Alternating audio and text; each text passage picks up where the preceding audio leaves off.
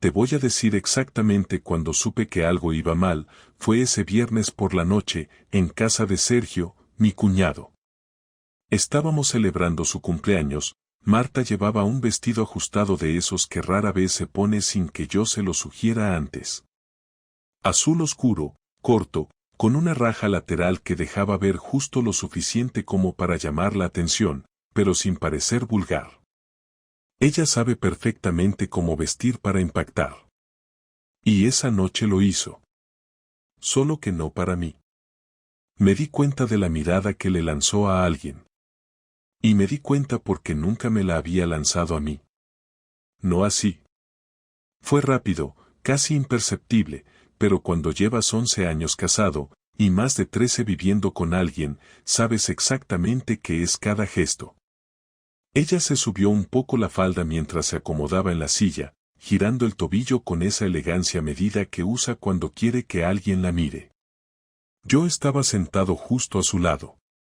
Pero esa mirada no era mía. Tardé 2 copas en identificar al objetivo, Marcos. Un tipo que no conocía de antes, compañero de trabajo de Sergio, según me dijeron. Un imbécil con barba perfecta y camisa remangada, que parecía disfrutar más escuchando a las mujeres que hablando con los hombres. Se pasó toda la cena riendo bajito con Marta, como si compartieran un chiste privado.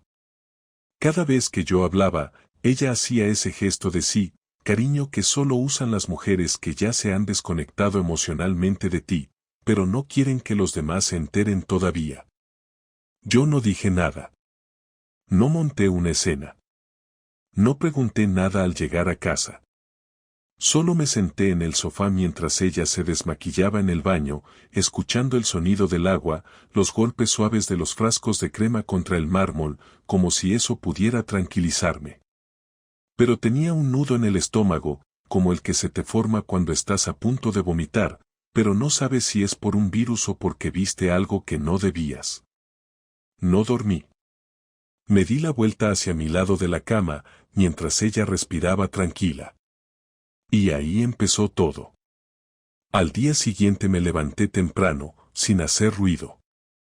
Fui al mercado, hice la compra, preparé el desayuno, todo como siempre. Me saludó con un beso en la mejilla, como siempre. Me preguntó si quería que fuéramos al cine por la tarde. Le dije que sí. Como siempre. Pero ya nada era como siempre. Empecé a observarla. No en plan psicópata, tranquilo. Simplemente la miraba con atención, algo que, para ser honestos, había dejado de hacer hacía tiempo. No me refiero a mirarla como hombre que ve a su mujer, sino como alguien que está revisando una escena de crimen que todavía no ha ocurrido. Y las señales estaban ahí. Demasiado sutiles para un desconocido, pero evidentes para mí. La forma en que miraba el móvil y sonreía, pero no respondía de inmediato. El nuevo hábito de ir a correr sola, cuando nunca había corrido ni detrás del autobús. Las duchas largas. Los silencios cómodos que de pronto se habían vuelto incómodos. Y la ausencia de sexo, por supuesto, pero no me quiero poner dramático con eso. El sexo se apaga con el tiempo, sí, pero hay formas de que se apague. Y esta no era una natural. Un día, mientras salía a correr, olvidó algo, su reloj. Sí, un reloj. Uno de esos relojes inteligentes que sincronizan las rutas y te dicen cuántas calorías has quemado. Ella lo usaba cada vez que salía. Y ese sábado, se le olvidó. Lo dejó cargando en la mesa de la cocina. Yo lo vi, me quedé mirándolo, y no hice nada. Hasta el día siguiente. No soy un experto en tecnología, pero sé buscar rutas recientes. Y ahí estaba. No había corrido en el parque, como decía. Había ido a la calle Pentorgesberg, una zona donde solo hay oficinas y una cafetería cutre. Lo busqué en Google Maps. 2 días seguidos, misma ruta, misma hora. No dije nada. Todavía. Porque no basta con sospechas. Uno necesita pruebas. Uno necesita mirar a los ojos de la otra persona sabiendo que lo que va a preguntar tiene una respuesta que ya conoce. Decidí seguir la rutina como si nada pasara, con esa calma forzada que uno usa cuando tiene una migraña pero está en una reunión importante y no quiere que se note. Durante esa semana, me limité a observar sin mover una ficha.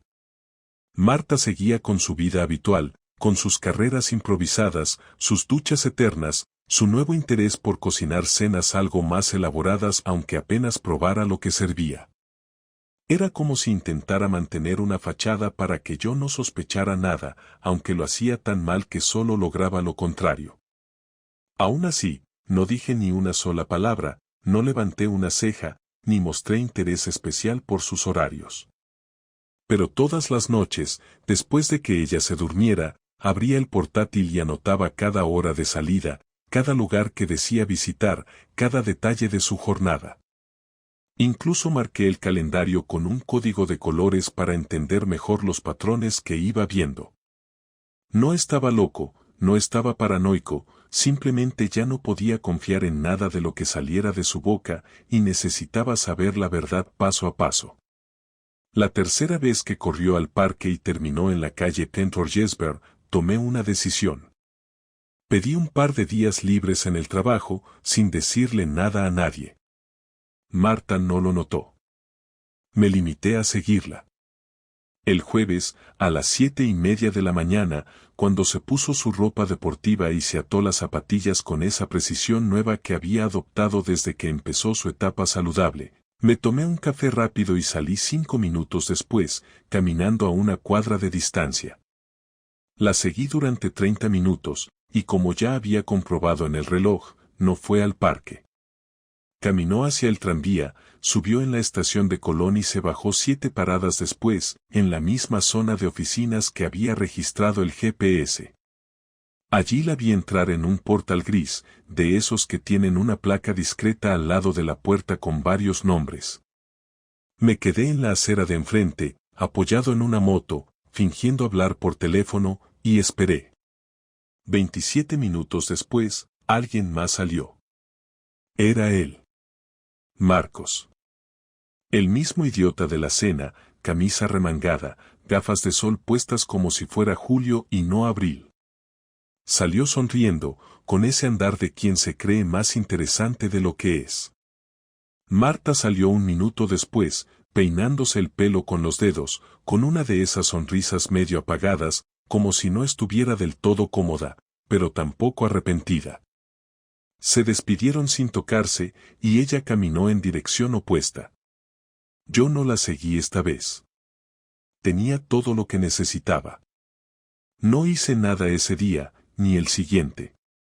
Ni siquiera mencioné que había estado en casa, ni que la había visto. Me limité a actuar como siempre, a cocinar, a escucharla cuando me contaba sus supuestas historias del trabajo, a besarla de forma automática al acostarnos, aunque por dentro me ardiera el estómago. Lo hice porque quería ver hasta dónde llegaba su capacidad de mentir, si era capaz de sostener esa doble vida durante más de una semana sin romperse. El sábado por la tarde, mientras ella se duchaba después de otra sesión de running, abrí su bolso. No tenía código, ni candado, ni nada que impidiera revisar. No busqué en su móvil porque sabía que ya no habría nada ahí. Busqué papeles. Y los encontré. Un recibo de un brunch para 2 personas, en un local que ni conocía, con fecha de ese mismo martes en que ella había dicho que comió sola. 2 cafés, 2 zumos, 2 tostadas con aguacate y salmón. Todo duplicado.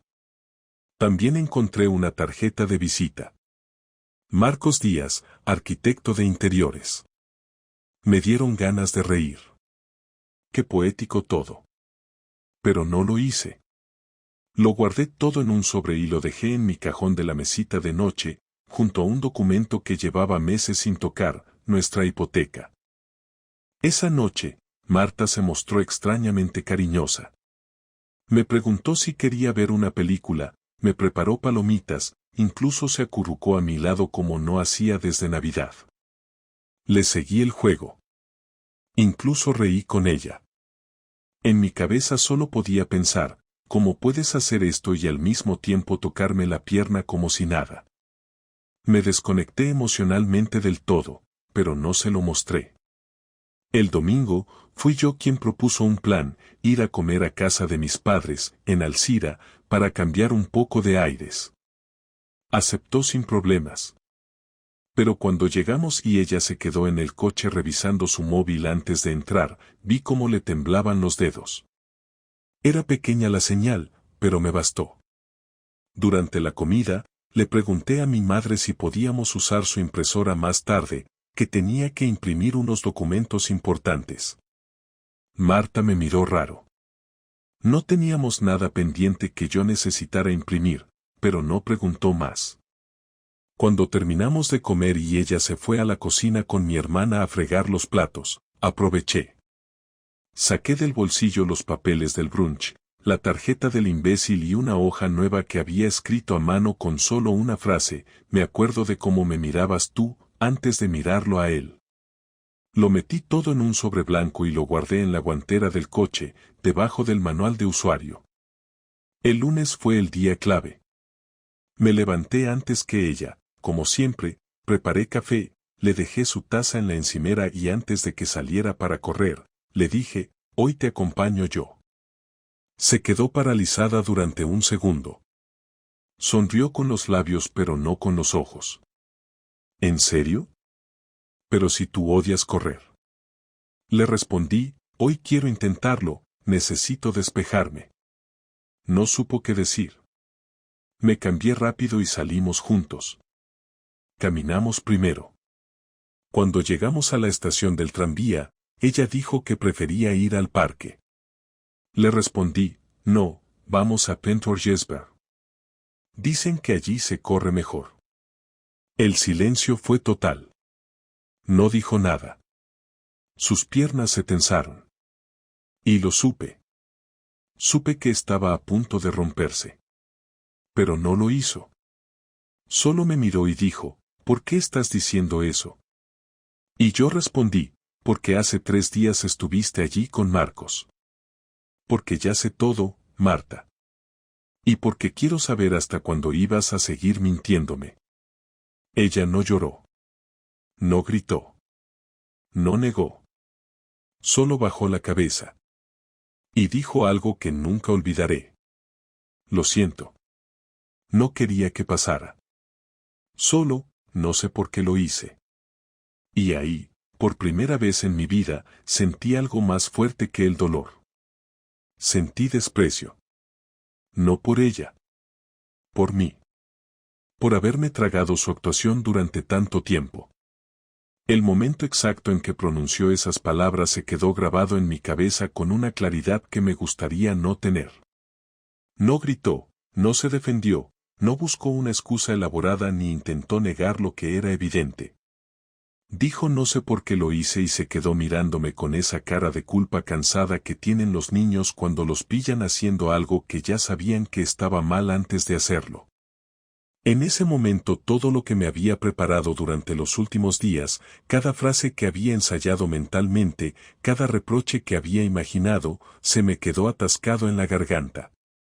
No podía decir nada porque no sabía qué frase de todas las que tenía pensadas podía expresar lo que sentía. No era solo rabia, ni decepción, ni tristeza. Era una mezcla imposible de digerir, como si me hubieran quitado algo que no sabía que me pertenecía hasta ese segundo.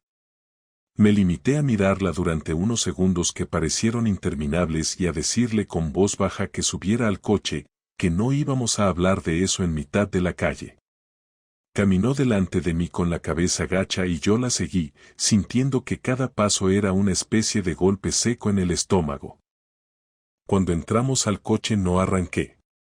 Cerré la puerta, puse el seguro y apoyé las manos en el volante. Ella respiraba agitada, movía los dedos como si no supiera dónde ponerlos, sin atreverse a levantar la mirada. Le pregunté desde el asiento del conductor si había sido solo una vez o si llevaba tiempo viéndolo. Me contestó que había empezado hace 2 meses, que fue algo que se complicó sin planearlo, que al principio solo hablaban, que él la hacía reír, que se sentía vista de nuevo. En cuanto escuché esa última palabra, me dieron ganas de soltar una carcajada, no porque hiciera gracia, sino por lo absurdo que sonaba.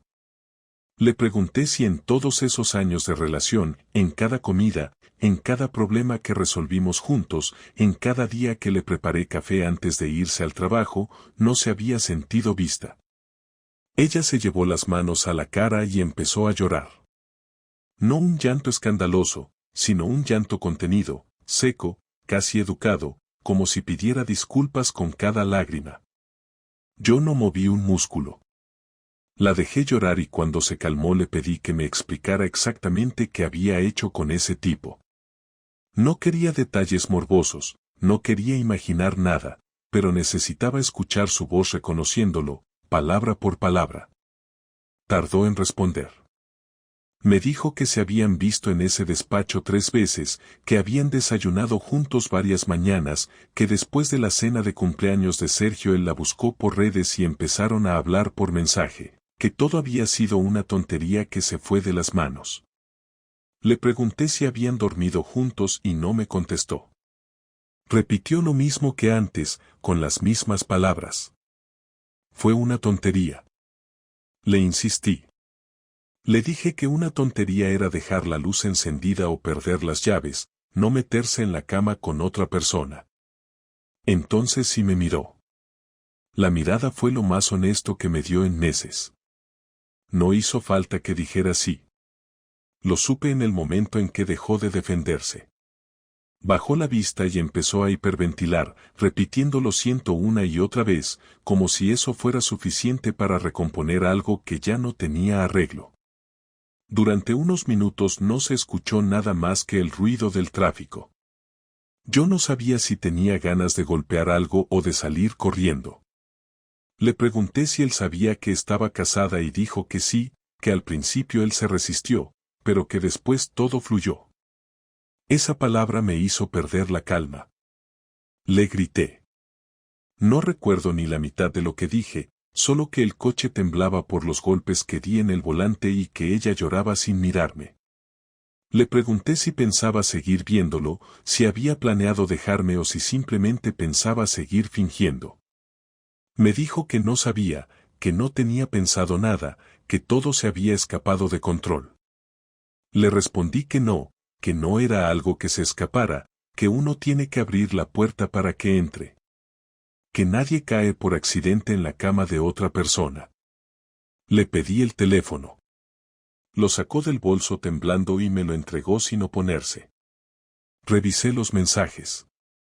No había nada, como imaginaba, pero en el historial de llamadas aparecía su número, el de él, marcado varias veces a lo largo de la semana.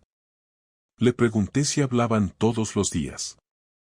Dijo que sí, que al principio solo de trabajo, luego de cosas personales, y después ya sabes. Le contesté que no sabía, que precisamente por eso le estaba preguntando. Le pregunté si había pensado en mí mientras lo hacía. Ella apretó los labios y se quedó en silencio. Me bajé del coche y caminé unos metros. Necesitaba aire. Cuando volví, ella seguía en la misma posición, encogida, con las manos juntas entre las piernas. Le dije que se bajara y que no me hablara más durante el resto del día. La dejé en casa y me fui a dar vueltas por la ciudad. Conducía sin destino, solo para no pensar. En un momento paré en un aparcamiento vacío y me quedé mirando el parabrisas sin ver nada. Me sentía agotado, pero no físicamente. Era una especie de cansancio que se mete debajo de la piel, como si te faltara algo que antes te sostenía sin que lo notaras. Cuando volví a casa, ya era de noche. Marta estaba en la cocina, sentada en silencio. Había dejado preparada la cena, pero no la había tocado. Me miró y me preguntó si podía explicarse mejor. Le dije que ya lo había hecho y que no había nada más que aclarar. Ella insistió en que quería contarme cómo empezó todo.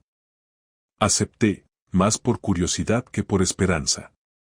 Me contó que después de la cena, él le escribió por Instagram para agradecerle la buena charla. Que ella respondió por educación y que siguieron hablando. Que le decía cosas que la hacían sentir viva. Que le preguntaba por su día, por cómo dormía, por lo que comía. Detalles absurdos, pero que le hacían ilusión. Me dijo que no planeó nada, que un día simplemente la esperó a la salida del trabajo y tomaron un café. Que después vino otro. Que ella pensó que podía controlarlo. Y que cuando se dio cuenta, ya estaba demasiado metida. Le pregunté si lo amaba. Dijo que no. Le pregunté entonces por qué. Dijo que se sentía sola, que yo estaba distante, que entre nosotros todo era rutina. Le respondí que la rutina no se rompe abriendo las piernas, se arregla hablando. No reaccionó. Se limitó a asentir. La discusión duró horas. Pasamos de los gritos a los silencios y de los silencios a los reproches más bajos. Saqué cada ejemplo de nuestras últimas semanas, cada mentira, cada cambio de actitud. Ella los fue confirmando uno por uno, sin intentar justificar nada. En un momento me dijo que entendía si quería divorciarme. Le contesté que eso ya lo veríamos, pero que de momento iba a dormir en el sofá. No protestó. Se fue al baño, y después al dormitorio. Yo me quedé en el salón con la televisión encendida solo para tener ruido. Pensé en llamarlo a él, pero me contuve. Sabía que sería una pérdida de tiempo. No necesitaba oírlo para saber qué tipo de hombre era. A la mañana siguiente, ella se levantó temprano, preparó café y se vistió para ir al trabajo como si nada hubiera pasado. Le pregunté si iba a verlo. Me dijo que no. Le pregunté si pensaba contarle que yo ya sabía todo. Dijo que sí, que esa mañana iba a dejar las cosas claras. No le creí. Cuando salió por la puerta, me quedé mirándola mientras se alejaba por la calle. En ese momento, no sabía si sentía más rabia o indiferencia. Tenía la sensación de que una parte de mí se había apagado y que ya no había vuelta atrás. Por la tarde volvió antes de lo habitual. Me dijo que había hablado con él y que habían decidido no verse más. Le pregunté si podía confiar en eso. Dijo que sí, que me lo juraba. No respondí. Le dije que dormiría en el sofá otra vez. Esa noche no hubo gritos, ni reproches, ni lágrimas. Solo silencio. Dos personas compartiendo casa pero sin ningún lazo entre ellas. En ese silencio me di cuenta de que la verdadera ruptura no empieza con la traición, sino con la indiferencia que le sigue. Y esa indiferencia ya estaba instalada entre nosotros como un mueble más. No soy de los que gritan en público, ni de los que hacen escándalos por orgullo. Nunca me gustó el dramatismo, ni cuando era adolescente. Siempre fui de observar, analizar y tomar decisiones en silencio. Así que cuando me desperté ese lunes y vi a Marta preparándose para ir a trabajar como si nada, con esa normalidad fingida, con esa rutina impostada, supe que había llegado mi momento de actuar. No con gritos, no con discusiones, no con lágrimas. Con hechos. Me quedé en casa ese día, fingí que tenía teletrabajo y esperé a que se fuera para iniciar la parte de todo esto que había empezado a planear desde el momento en que me lo confesó todo. No quería solo salir de esta historia sintiéndome víctima, no quería irme como el tonto que perdonó en silencio. Quería algo más. Algo que doliera. Algo que dejara una marca, no para el mundo, sino para ella. Porque no me importaba ya lo que pensaran los demás, pero sí me importaba que ella recordara cada día lo que había hecho y lo que había perdido. Lo primero fue ir al banco. Teníamos cuentas conjuntas, una hipoteca compartida y un pequeño fondo de inversión que habíamos creado hacía años, cuando soñábamos con hacer reformas en la casa. Nada grande, pero suficiente para mover algunas piezas. Pedí cita con el gestor, un tipo que me conocía desde hacía años y que me atendió con amabilidad. Le pedí un extracto completo de los últimos 6 meses, revisé cada movimiento, cada gasto, cada transferencia. Todo estaba en orden, no había desfalcos ni movimientos sospechosos, pero eso no era lo que buscaba. Quería tener el control completo del dinero que podía ser útil en caso de separarnos. Separé mi parte del fondo común y la transferí a una cuenta a mi nombre, algo perfectamente legal y documentado. Cerré las tarjetas adicionales que tenía ella y solicité una nueva para mí, con otro número. No era venganza todavía, era preparación. Luego fui a la empresa de su amante, un estudio de arquitectura de interiores en una zona moderna del centro. No entré. Me quedé a unos metros, observando la entrada. Salían empleados, clientes, repartidores. Todo en silencio. En el cristal había pegado un cartel con el logo del estudio y debajo su nombre, Marcos Díaz. Lo miré durante unos segundos largos, como si eso me fuera a dar alguna respuesta. Me bastó saber dónde trabajaba, a qué hora entraba y salía, quién lo rodeaba. Luego me fui.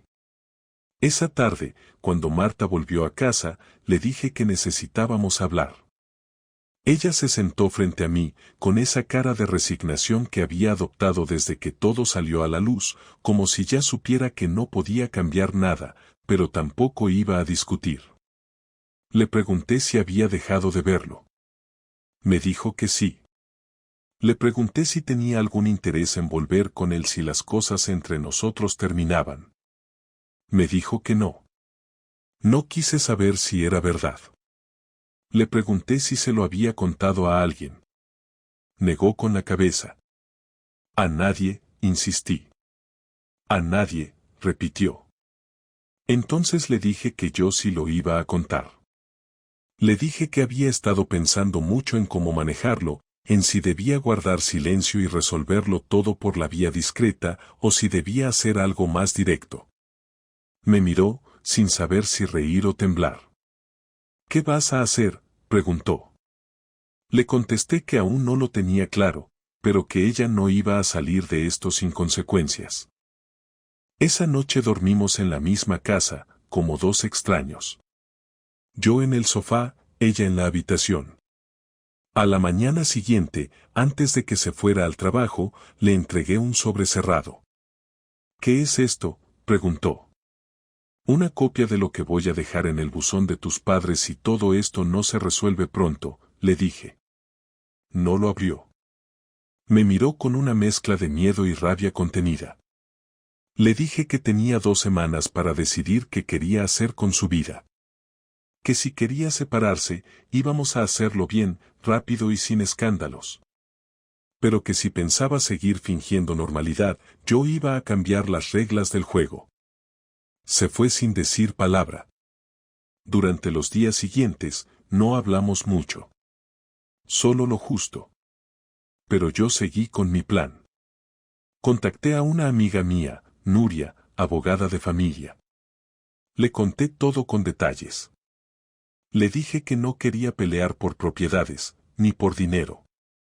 Solo quería dejar por escrito que yo me había enterado de la infidelidad, que tenía pruebas y que estaba dispuesto a usar eso en caso de que se complicaran las cosas. Ella me ayudó a redactar un documento que firmé y guardé. Luego le pedí ayuda a un compañero de trabajo que tenía un contacto en recursos humanos en la empresa donde trabajaba Marcos. Le pedí que averiguara si había algún código interno sobre relaciones dentro del lugar de trabajo. Me confirmó que sí, que había una política de conducta ética y que, aunque no era ilegal tener una relación con una persona casada, sí podía acarrear sanciones si se daba dentro del entorno laboral y sin declararlo. Con esa información, preparé un sobre con la copia de los mensajes que logré recuperar del historial de llamadas, una foto de ellos saliendo del portal que tomé semanas atrás, y una carta anónima dirigida al Departamento de Recursos Humanos. No lo envié aún, pero lo dejé listo. Era mi carta bajo la manga. El punto más alto llegó cuando un viernes por la tarde, Marta llegó antes de lo habitual. No se había maquillado, ni traía el móvil en la mano. Entró al salón, se sentó frente a mí y dijo, he hablado con él. Le dije que no quería volver a verlo. Que esto terminó. No respondí. Me limité a mirarla. Ella siguió hablando. Dijo que se sentía vacía, que había cometido un error, que no sabía cómo reparar el daño. Le pregunté si me amaba. Se quedó callada. No lo sé, respondió al final.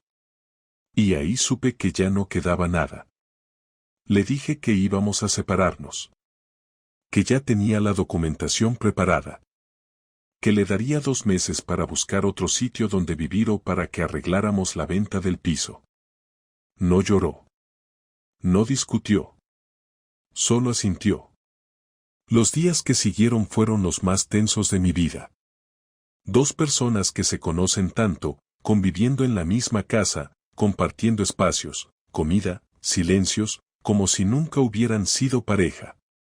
Yo dormía en el sofá, salía a trabajar temprano, evitaba coincidir con ella más de lo necesario. Un fin de semana me fui a casa de mi hermano para desconectar. Cuando volví, todo seguía igual. Era como si ella ya hubiera aceptado que esto era irreversible. Una noche, mientras cenábamos en silencio, me preguntó si pensaba contarle a su familia. Le respondí que no, pero que si ella se hacía la víctima después, lo haría sin dudar. Me dijo que no pensaba hacer eso. Que solo quería desaparecer un tiempo, recomponer su vida y volver a empezar. Le dije que no me interesaba su futuro, solo que me dejara rehacer el mío sin complicaciones. No te voy a complicar, respondió. Ese fue el punto final de todo.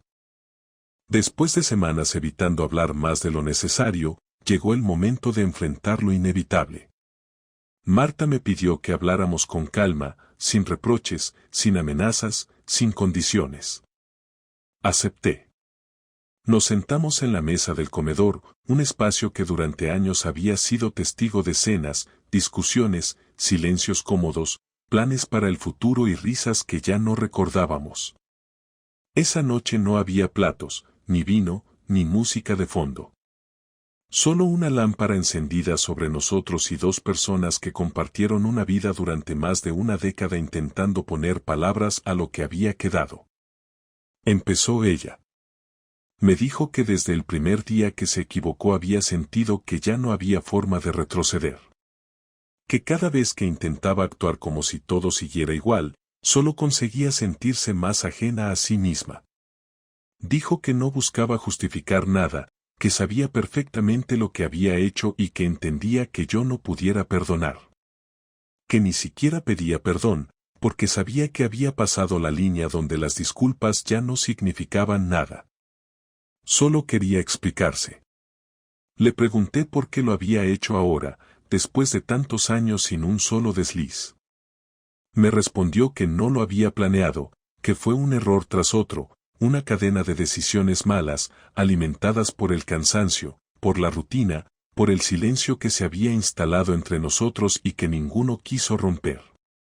Le respondí que sí, que es cierto que la rutina nos había ganado terreno, que discutíamos poco y hablábamos menos, pero que nada de eso justificaba lo que hizo.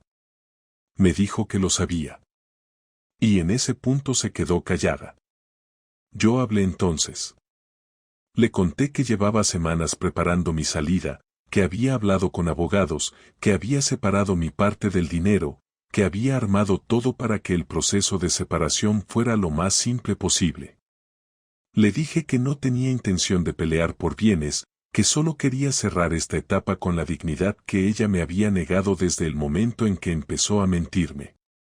Me preguntó si pensaba contarle a su familia. Le recordé que ya habíamos hablado de eso y que no lo haría mientras ella no intentara pintarse como la víctima. Le pedí que no arrastrara a nadie más, que no involucrara a amigos, ni familiares, que no buscara alianzas, que no distorsionara la historia. Me dijo que no le interesaba hacerlo. Que se sentía avergonzada y que no podía con la idea de contarle a su madre lo que había hecho. Le dije que ese problema ya no era mío. En ese punto la conversación se volvió más honesta. Me preguntó si había llegado a pensar en quedarme con ella a pesar de todo. Le dije que sí, que las primeras noches, después de saberlo todo, tuve momentos de duda, momentos en los que pensaba que podíamos intentar reconstruir algo. Que no era por amor, sino por costumbre, por miedo a empezar de cero, por no saber qué hacer con los años que teníamos encima. Le dije que fue una tentación muy real pensar que era mejor perdonar y seguir. Pero que después me di cuenta de que quedarme hubiese sido una forma lenta de ir desapareciendo.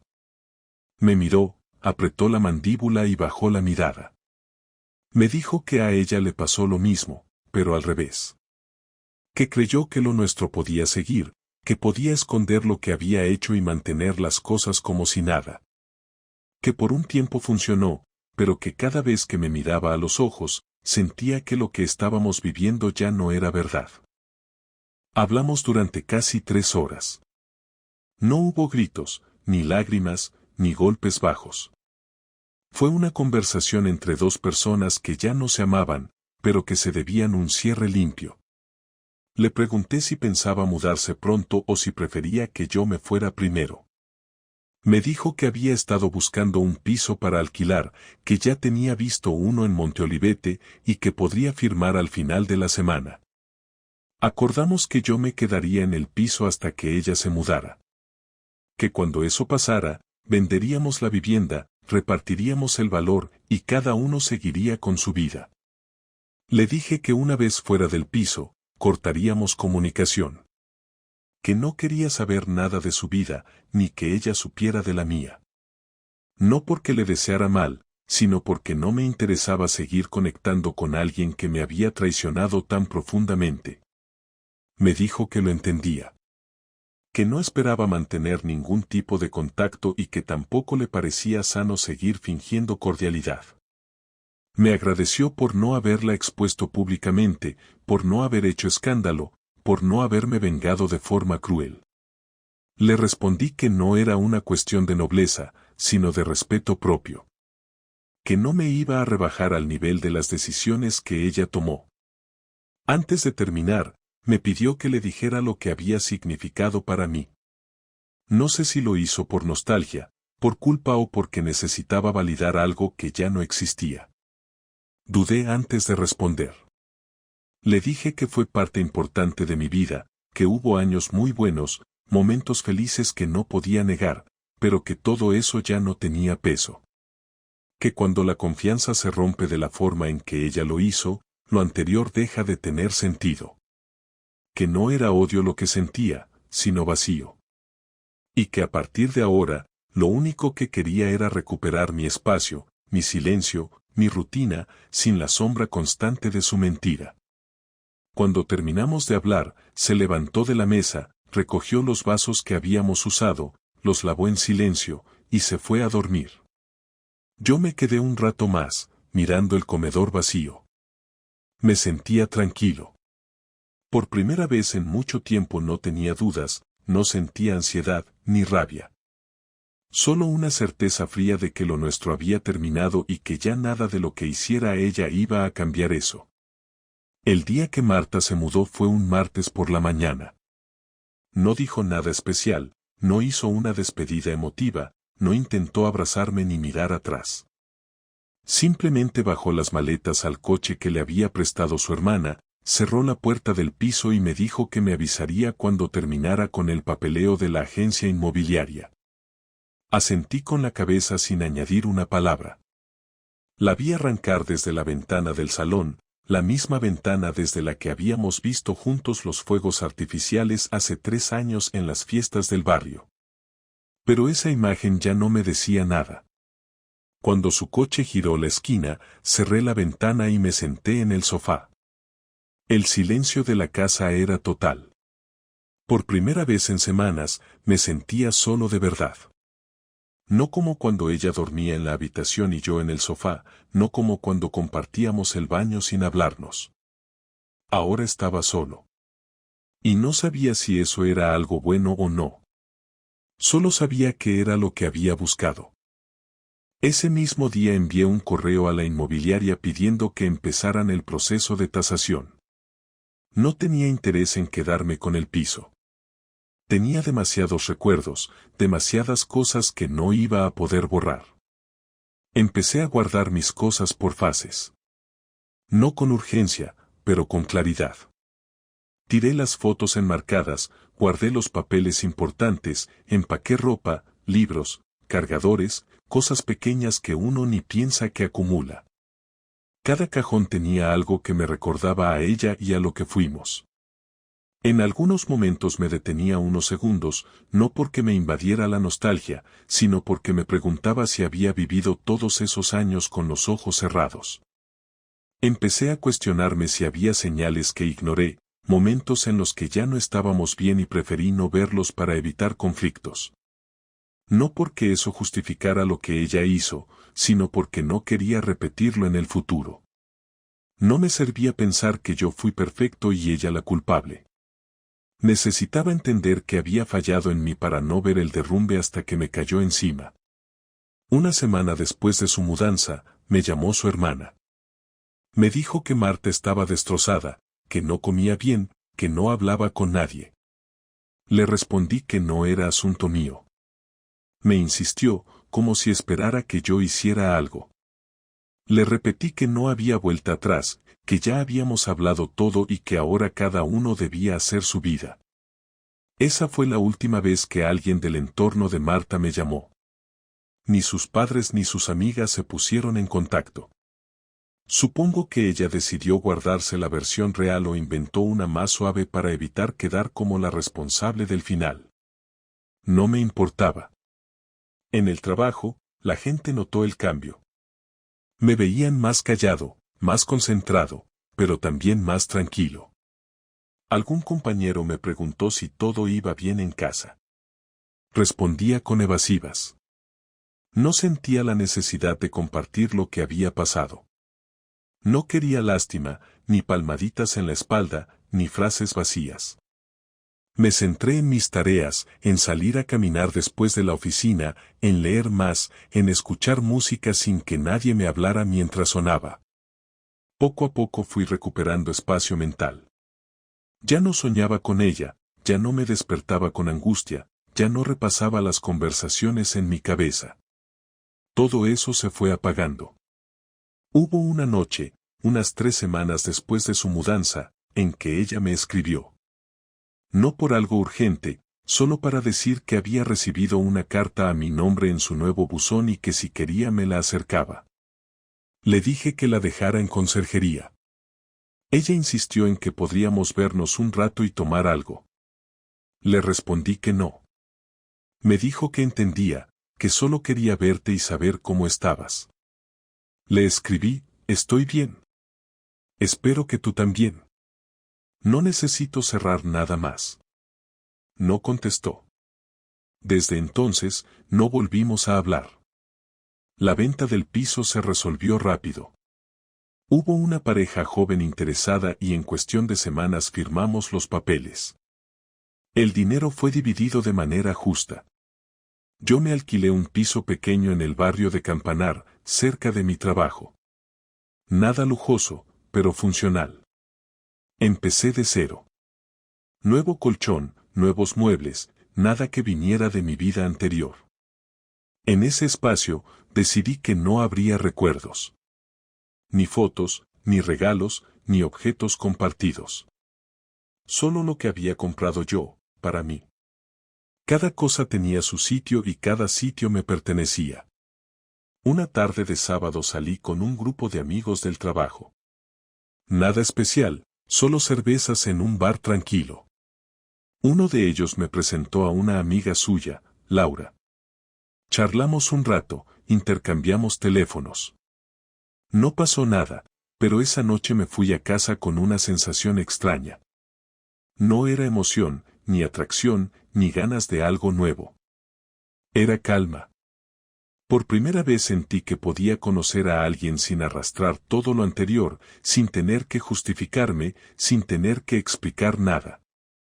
Si alguna vez volvía a enamorarme, sería desde cero, con la honestidad más cruda posible. Sin ocultar errores, sin idealizar lo que no fue.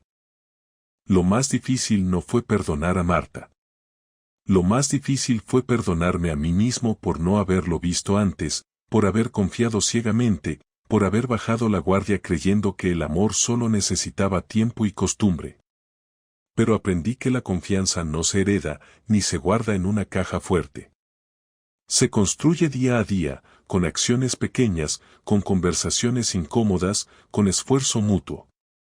Y que cuando uno deja de construir, la relación no se queda en pausa, empieza a derrumbarse. A veces lento, a veces de golpe. Pero siempre se cae. Hoy puedo decir que no me arrepiento de nada. Viví lo que tenía que vivir. Fui honesto, fui fiel, fui compañero. Ella eligió otro camino. Yo elegí seguir el mío.